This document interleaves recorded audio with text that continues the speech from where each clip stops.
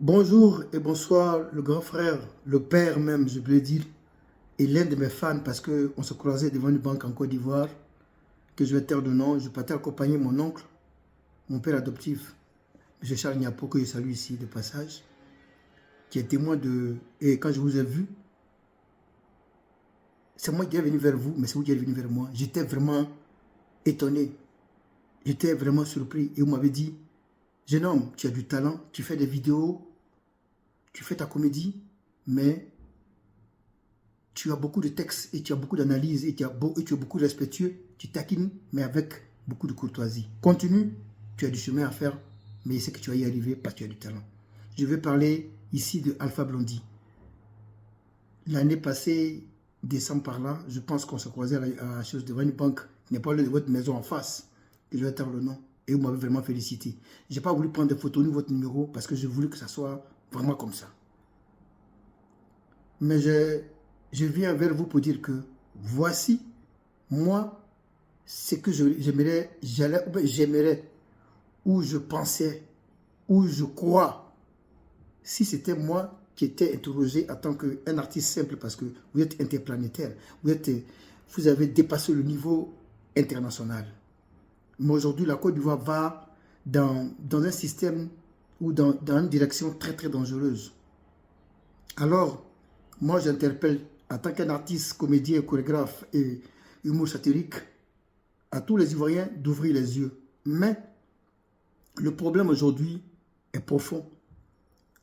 Je vais prendre plusieurs cas. Cette vidéo va déranger beaucoup de personnes, peut-être va toucher certaines personnes qui sont fanatiques et qui sont aveuglées par le civisme ou qui sont aveuglées par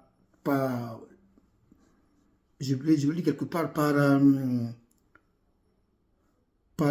l'ethnicisme, ou par le tribalisme, ou par la xénophobie, ou par aussi, je vais dire, qu'est-ce que je vais dire, le rattrapage, parce qu'il y a eu plusieurs choses en Côte d'Ivoire. On a passé de l'exclusion par l'ivoirité par la xénophobie. Aujourd'hui, on est dans le rattrapage, on s'en va dans le tribalisme, on va dans l'ethnicisme. Le problème, c'est que nos partis politiques sont basés sur l'ethnie et sur la religion. Je prends un cas. Moi, j'aurais aimé qu'au RDR, exemple, que le RDR ou le HDP d'alors, maintenant, pardon, présente un candidat à la mairie, par exemple, à Gagnoa, qui est BT, mais qui se présente au nom du RDR ou RHDP. Ça va faire un signe. J'aurais aimé qu'un atier qui est du RDR ou qui est du RHDP soit présenté comme candidat RDR ou RHDP des mairies ou des députés à Korogo, à Congo, à Dabakala. J'aurais aimé ça. J'aurais aimé aussi qu'un candidat qui est Tagbana se présente au nom du PPACI. Pourquoi pas quelque part à Azopé ou à Beauville. J'aurais aimé qu'un candidat qui est du PDCI se présente au nom du PDCI, mais qui est peut-être à Bain ou qui est Senoufo, mais qui se présente à Yamsoukro. Mais quand on se base sur l'ethnie, la religion ou le tribalisme, ça donne déjà une division.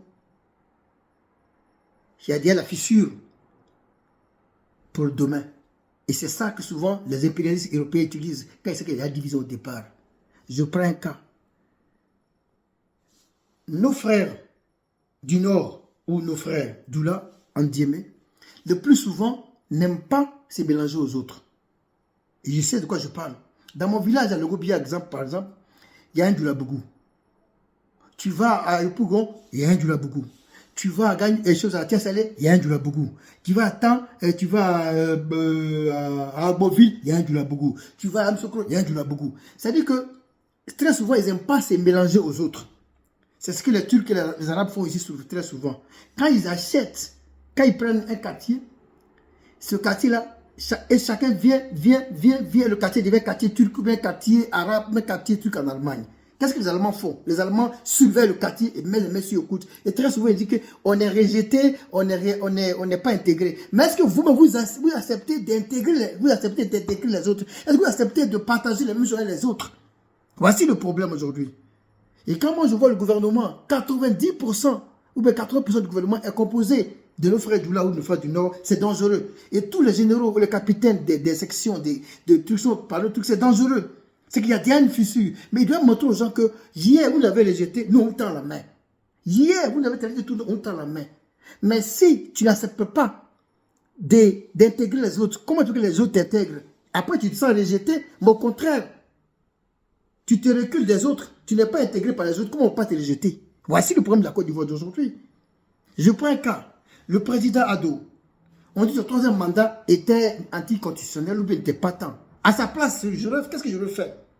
À sa place, je dissous mon gouvernement et je fais un gouvernement d'union. Je fais 25 ministres, c'est l'exemple. Les 10 ministres sont de mon parti ou de mes gars.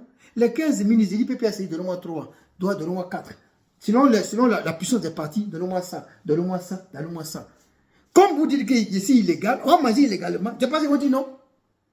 Mais non seulement, ils ne vont pas dire non, mais tu leur montres que le troisième mandat, comme c'est illégal là, venons manger ensemble, c'est réconciliation.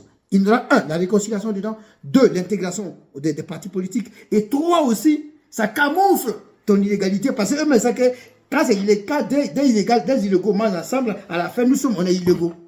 Donc tu pourrais les prendre dans ce système, mais ça n'a pas été fait. Voici le problème aujourd'hui.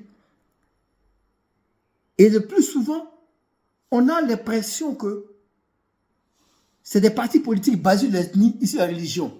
Quand ils voient dans mes commentaires, la plupart de ceux qui m'insultent, si je parle bien de tel, si je parle bien de tel truc, je vois déjà ce qui est. Si, exemple, si je parle bien de Babo, je vois tous les gens du Sud, tu me félicites.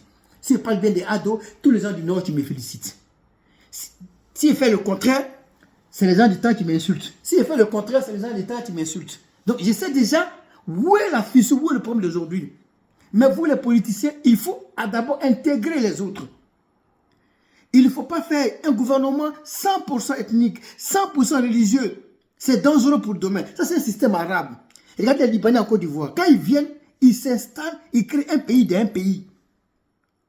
Et c'est ça qu'ils ont voulu faire ça ici en Allemagne. Les Turcs vont faire ça. Les Allemands le mettent sur le coude. Ils les suivaient chaque jour. Ils les regardent chaque jour. Après, ils disent que non, on nous suivait trop. On nous regarde trop. Les Allemands ont dit oui, parce qu'on a l'impression que vous êtes en train de créer un pays d'un pays. On ne sait pas où ça va aller demain. Et c'est ça en Côte d'Ivoire d'aujourd'hui. Nos frères du là n'aiment pas s'intégrer avec les autres. Dans tous les quartiers, dans toutes les villes de Côte d'Ivoire, ils ont toujours un village, une ville et un village, un quartier et un quartier. Et c'est ce qui fait que c'est un peu dangereux. On sait déjà qu'il y a déjà la différence entre les gens. Et sûrement la vidéo est longue, mais c'est moi mon avis. Il faut intégrer les autres. Il faut avoir confiance aux autres. Il faut partager avec les autres. Ça permet aux Blancs, à l'impérialisme, de ne pas nous diviser. Mais si on nomme les gens par ethnie, par religion, on nomme les gens par langue, c'est dangereux. C'est vraiment dangereux. C'est vraiment dangereux.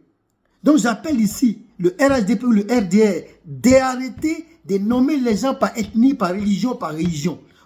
Il faut intégrer les autres pour que les autres puissent savoir que le RDR, le RHDP n'appartient pas seulement au Doula, nous aux nordistes. Et arrêtez de dire, nous les nordistes, il n'y a pas de nord et de sud en Côte d'Ivoire. Il y a la Côte d'Ivoire.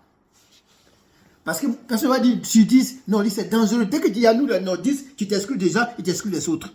Dès que tu dis à nous les sudistes, tu t'exclus déjà et tu exclus les autres. Donc il faut nous montrer qu'on peut faire une politique sans ethnie. Et c'est vraiment égal pour le PPACI. Montrer que le PPACI n'est pas pour les BT ou pour le Sud. Montrer que le PPACI n'est pas pour les Baoulés et pour le centre. Montrer que la Côte d'Ivoire, on parle que ceux qui méritent. On n'a pas l'ethnie, la religion et la religion. Et quand on fait ça, on prépare un génocide ethnique, on prépare un génocide religieux, on prépare une guerre ethnique, on prépare une guerre tribale. C'est ce que moi je voulais dire et c'est ce que je demande encore à Alpha Blondy. Fais une dernière vidéo pour dire ça, puisque c'est toi que le président écoute. Dia reggae music, you can try, because the president from Africa, president from the Africans like you, and you are the best musician, you reggae for reggae. Alpha Blondy, please, do it for your people. Diaga, le vieux père, parle au vieux père pour qu'il puisse dire que C'est comment ça est? Et c'est un Zaïre.